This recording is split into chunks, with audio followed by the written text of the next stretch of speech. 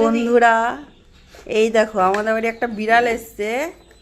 ও ওই পাশে বেরোবে, ওই যে ওই পাশে বেরোবে, কিন্তু যেতে পারছে না। যেহেতু আমরা এখানে বসে রয়েছি, ও রাস্তার দিকে তাকাচ্ছে আর আমাদের দিকে একবার তাকাচ্ছে, যেতে পারছে না। দেখি কি করি। আর এখন সোনু হচ্ছে খাবার দিতে গেছে, দেখি খায় কি না।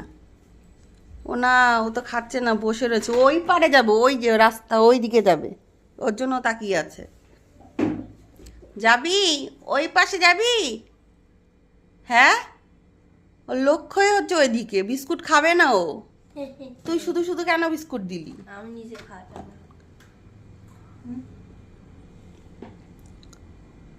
এত চিন্তা ভাবনা করে লাভ নেই। চলে যা, যাওয়ার হলে চলে যা, আর নালে বেরো।